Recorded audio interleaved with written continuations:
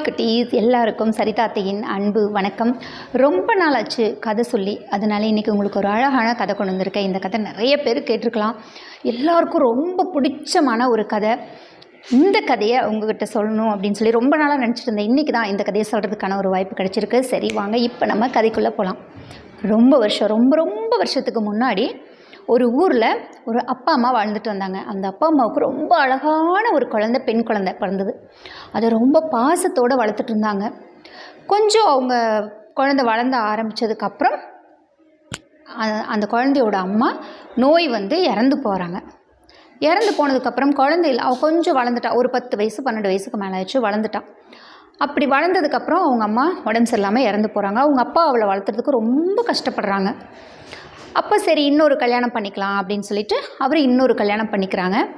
அந்த கல்யாணம் பண்ண பெண்ணுக்கு முதல்ல 2 பெண் குழந்தைகள் இருக்குது. அந்த 2 பெண் குழந்தைகளோடு இவங்க வீட்டுக்கு வராங்க.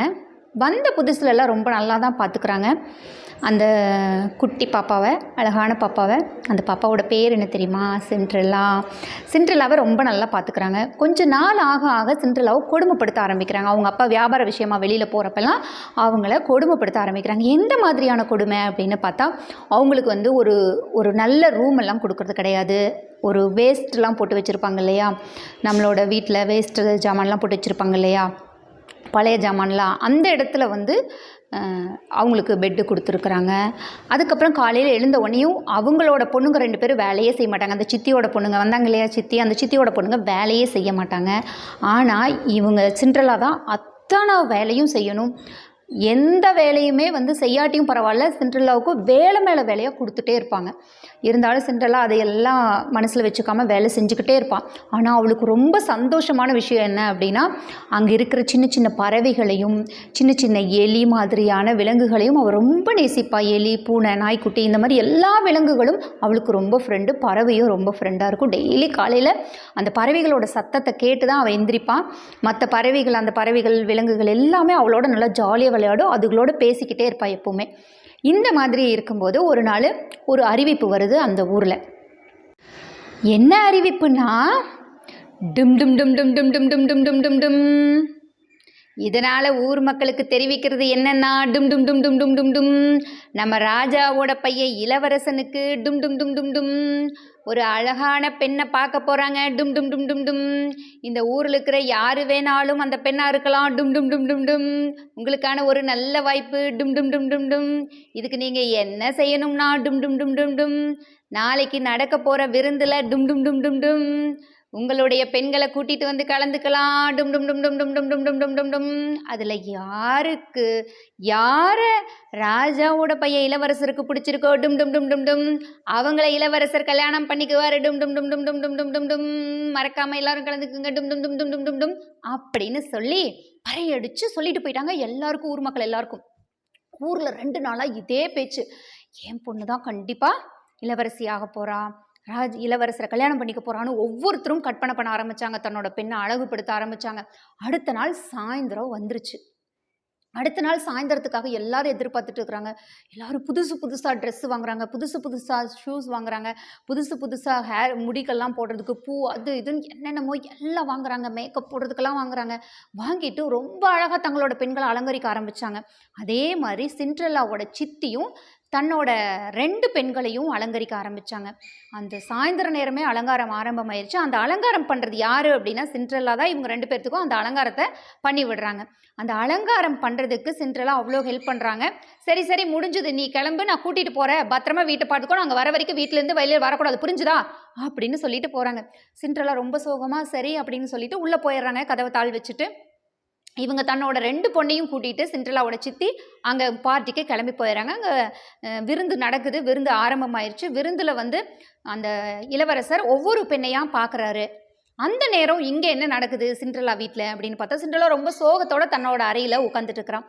அந்த நேரம் பார்த்து, இப்போ கற்றுது பார்த்தீங்களா குருவி, அந்த மாதிரி ஒரு குருவி வந்து அதுக்கிட்ட கேட்குது, ஏன் நீ சோகமாக இருக்க சிண்ட்ரெல்லா அப்படின்னு சொல்லிட்டு. எனக்கும் போகலான்ட்டு ஆசையாக இருக்குது. ஆனால் இந்த ட்ரெஸ்ஸோட போனால் எப்படி இருக்கும் அப்படின்னு சொல்லுது. அப்போது எலி பக்கத்தில் வருது. எலி குருவி எல்லாம் தான் சிண்ட்ரெல்லாவுக்கு ரொம்ப ஃப்ரெண்டாச்சே. நீ இந்த ட்ரெஸ்ஸில் நீ ஃபேரி கிட்ட கேட்டீங்கன்னா உனக்கு நல்ல ட்ரெஸ் கொடுக்கும். ஃபேரியா? ஆமாம், தேவதை இருக்காங்க, கேட்டால் ரொம்ப நல்ல ட்ரெஸ் கொடுக்கும் அப்படின்னா, நான் எங்கே போகிறது, தேவதை கிட்ட போய் கேட்குறது, எனக்கு எங்கே இருக்காங்கன்னு தெரியாதே தேவதை அப்படின்னு சொன்ன உடனே அந்த நேரத்துலேயே ஒரு அழகான தேவதை ஒன்று சிண்ட்ரெல்லா முன்னாடி தோன்றினோடனே சிண்ட்ரெல்லாவுக்கு ஒன்றுமே புரியல. அப்படியே சுற்றி சுற்றி பார்க்குறா. தேவதையை முன்னாடி வந்திருக்கிறது அப்படின்னு சொன்னேன். ஆமாம் சிண்ட்ரெல்லா, உனக்கு என்ன வேணும் கேளு, நான் தரேன் அப்படின்னு சொன்ன உடனேயும், நானும் பார்ட்டிக்கு போகணுன்னு ஆசையாக இருக்குது எனக்கு அப்படின்னு சொல்லி சிண்ட்ரெல்லா கேட்குறான். அப்போது அந்த தேவதை சிண்ட்ரெல்லாட்ட சொல்கிறாங்க, உனக்கு என்ன வேணுமோ கேளு, நான் தரேன் அப்படின்னு சொல்லிட்டு. உடனே இவ கேட்குறா, எனக்கு ஒரு அழகான ட்ரெஸ்ஸு வேணும் அப்படின்னு சொல்கிறா. உடனே சிண்ட்ரெல்லா முன்னாடி இருந்த தேவதை என்ன பண்ணுச்சு, ஒரு அழகான ட்ரெஸ் தானே, இதோ கிடைக்கும் அப்படின்னு சொல்லிட்டு தன்னோட மாயக்கோலை வச்சு மந்திரக்கோலை வச்சு அப்படின்னு சொல்கிறாங்க. சொன்ன முடியும் அப்படியே ரொம்ப ஜிகு ஜிகு ஜிகுன்னு ரொம்ப அழகான இந்த மாதிரி ஒரு பிங்க் கலர் ரொம்ப அழகான ட்ரெஸ் வந்துருச்சு. உடனே சிண்ட்ரெல்லா சொல்கிறான், ஐயோ என்னோடய ஃபேஸு என்னோடய முடியெல்லாம் பார்த்தா கண்டுபிடிச்சிருவாங்களே எங்கள் சித்தி அப்படின்னு சொன்னவனையும், அதுதானே அவ்வளோதானே ஒரு நிமிஷம் இரு அப்படின்னு சொல்லிட்டு அப்படின்னு சொன்ன உடனேயும் அப்படியே முடியெல்லாம் ரொம்ப அழகாக ஹேர் ஸ்டைல்லாம் மாறி மேக்கப் எல்லாம் போட்டு அவளே அடையாளம் தெரியாத அளவுக்கு மாறிடுறாங்க. அப்புறம் சரி நான் எப்படி போகிறது, அது ரொம்ப தூரம் இருக்கே அப்படின்னு சொல்லிட்டு வெளியில் வரான். வெளியில் வந்தோடனே அங்கே கிடந்த ஒரு பூசணிக்காய் உடனே ஒரு பெரிய சேரட் வண்டியாக மாறிடுச்சு. ரொம்ப அழகான ராஜாக்களெல்லாம் போவாங்களே அந்த மாதிரி ரொம்ப அழகான வண்டியாக மாறிடுச்சு. அதுக்கப்புறம் அங்கிருந்த எலி 2 இருக்கு இல்லையா, எலிக்குட்டி 2 இருக்கு இல்லையா, அந்த எலிக்குட்டி 2 என்ன பண்ணுச்சு அப்படின்னா குதிரையாக மாறிடுச்சு. அந்த வண்டிக்கு ஓட்டிகிட்டு போகிற குதிரையாக மாறிடுச்சு. அந்த குருவி என்ன பண்ணுச்சு அப்படின்னா, சிண்ட்ரெல்லாவோட ஃப்ரெண்ட்ஸ் தானே அவங்கெல்லாம், அந்த குருவி உடனே என்னவா மாறிடுச்சு அப்படின்னா அந்த வண்டி ஓட்டுறவராக மாறிடுச்சு. உடனே சிண்ட்ரெல்லா அழகாக வண்டிக்குள்ளே ஏறி உட்கார்றான். உட்காந்த உடனே குதிரை வேகமாக போகுது. அந்த பார்ட்டி நடக்கிற அந்த விருந்து நடக்கிற இடத்துக்கு அவங்க போய் சிண்ட்ரெல்லா இறங்குறா. உள்ளே போகிறா சிண்ட்ரெல்லா, அப்படியே மெதுவாக அடிமேல் அடி வச்சு அழகாக போகிறா. பார்க்குற அத்தனை கண்களும் அவளை அப்படியே ஆச்சரியமாக பார்க்குது. இவ்வளோ அழகான ஒரு பெண்ணா அப்படின்னு சொல்லிட்டு அவங்க சித்தி கூட பார்க்குறாங்க. அவங்க சித்தினால் அடையாளமே கண்டுபிடிக்க முடியல. ஐயோ இவ்வளோ அழகாக ஒருத்தி வந்துட்டாலே, நம்ம பொண்ணுங்களை எப்படி இளவரசர் கல்யாணம் பண்ணிக்குவாரு அப்படின்னு சொல்லிட்டு அவங்க மேலே கோபமாக பார்த்துட்டு இருக்கிறாங்க. அங்கே இருக்கிற அத்தனை பேருக்குமே அவன் மேலே கோபம். ஏன்னா அவ்வளோ அழகாக உள்ளே வரும்போது ராஜாவோட பையன் இளவரசருக்கு கண்ணு முழுசும் அவன் மேரில் தான் இருக்குது. உடனே அவளை பார்த்தோடனே அவளோட நடனம் ஆட ஆரம்பிச்சிடுறாரு. அப்போ தான் ஒரு நடனம் ஆடிக்கிட்டே இருக்கும்போது அங்கங்கே திடீர்னு டைமை பார்த்தோன்னே அவளுக்கு பயங்கர அதிர்ச்சி ஆயிடுச்சு. எதனாலேனா அந்த தேவதை சொல்லியிருக்காங்க, 12 மணிக்கு இங்கே வந்துடணும், 12 மணி வரைக்கும் தான் இந்த மந்திரம் வேலை செய்யும், அதுக்கு மேலே வேலை செய்யாது அப்படின்னு சொல்லிட்டு. அப்போது நேரத்தை பார்த்த உடனேயும் டைம் என்னவா இருந்துச்சு, 12 மணிக்கு இன்னும் 5 நிமிஷம் தான் இருந்துச்சு. ஐயையோ அதுக்குள்ளே நம்ம வீடு போய் சேரணுமே அப்படின்னு சொல்லிட்டு வேகமாக சரி நான் வரேன், எனக்கு லேட்டாச்சு அப்படின்னு சொல்லிட்டு இளவரசர்கிட்ட சொல்லிட்டு வேகமாக அந்த இளவரசரோட கையை பிடிச்சி எடுத்து விட்டுட்டு ஓடி வர்றா வெளியில். இளவரசருக்கு ஒன்றுமே புரியல, ஏன் இவ்வளோ வேகமாக ஓடுறா அப்படின்னு சொல்லிட்டு பின்னாடியே ஓடி வர்றாரு.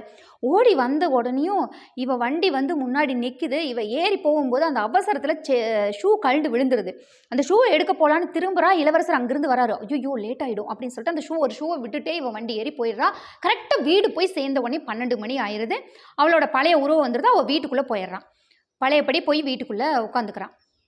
சரி என்ன பண்ணலாம் அப்படின்னு சொல்லிட்டு இளவரசர் யோசிக்கிறாரு, எப்படி இவளை கண்டுபிடிக்கிறது அப்படின்னு சொல்லிட்டு. அந்த நேரம் சிண்ட்ரெல்லாவோட சித்தியும் அவங்க பொண்ணுங்களை கூட்டிகிட்டு வீட்டுக்கு போயிடுறாங்க. பழையபடி சிண்ட்ரெல்லா வந்த ஒரு சுவடே தெரியாமல் போய் உட்காந்துக்கிற வீட்டில் பழையபடி வேலை செய்ய ஆரம்பிச்சிடுறான். அப்போ தான் ஒரு நாள் ஒரு அறிவிப்பு வருது. இந்த ஷூ யாரோடதோ அவங்க தான் இளவரசி ஆக முடியும், இளவரசர் கல்யாணம் பண்ணிக்க போகிற ஒருத்தங்க. அதனால் நாங்கள் ஒவ்வொரு வீடாக வரப்போகிறோம், இந்த ஷூவை போட்டு பார்க்க போகிறோம், இந்த ஷூ யாருக்கு பொருந்ததோ அவங்கள நாங்கள் கூட்டிகிட்டு போக போகிறோம், அவங்க இளவரசி ஆக போகிறாங்க அப்படின்னு சொல்லி அந்த காவலாளிகள் ஒரு அறிவிப்பு வைக்கிறாங்க. அந்த அறிவிப்பு வச்ச உடனே தொடர்ந்து ஊருக்குள்ளே வராங்க. ஊருக்குள்ளே ஒவ்வொரு வீடாக போய் தேடுறாங்க. அந்த ஷூவை போட்டு பார்க்குறாங்க. யாருக்குமே அந்த ஷூ சரியாக இல்லை. சரி என்ன பண்ணலாம் அப்படின்னு சொல்லிட்டு கடைசியாக இந்த வீடு தான், இனி இதை விட்டால் மறுபடியும் அடுத்த ஊரில் தான் போகணும், சரி பார்க்கலாம் இந்த ஊரில் இதை முடிச்சுட்டு போகலாம் அப்படின்னு சொல்லிட்டு கடைசியாக சிண்ட்ரெல்லாவோட வீட்டுக்கு வராங்க. வந்த உடனேயும் அவங்க அம்மாவுக்கு பயங்கர சந்தோஷம். வாங்க வாங்க வாங்க வாங்க வாங்க அப்படின்னு சொல்லிட்டு உள்ளே கூட்டிகிட்டு போய் அவங்களுக்கு வேணுங்கிற ஜூஸ் அது இதுன்னு எல்லாம் கொடுக்குறாங்க. கொடுத்த உடனேயும் அவங்க சொல்கிறாங்க, இதெல்லாம் எதுவும் வேணாம் எங்களுக்கு, இந்த ஷூவை போட்டு பார்க்க சொல்லுங்கள், உங்கள் வீட்டில் எத்தனை பொண்ணுங்க இருக்காங்க அப்படின்னா, என் வீட்டில் 2 பொண்ணுங்க இருக்காங்க, இந்த ஷூ நான் வாங்கி கொடுத்ததா அவங்களுக்கு, இது அவளோடது தான், அவளுக்கு மிக சரியாக பொருந்து, வாங்க வாங்க அப்படின்னு சொல்லிட்டு கூட்டிகிட்டு போய் உட்கார வச்சு ஷூ போட்டு பார்க்குறாங்க. அவளுக்கு உள்ளேயே போக மாட்டேங்குது. கால் உள்ளே வச்சோம்னா அவளுக்கு பத்தவே இல்லை, ரொம்ப கால் பெருசாக இருக்குது, ஷூ சின்னதாக இருக்கு, உள்ளேயே போக மாட்டேங்குது.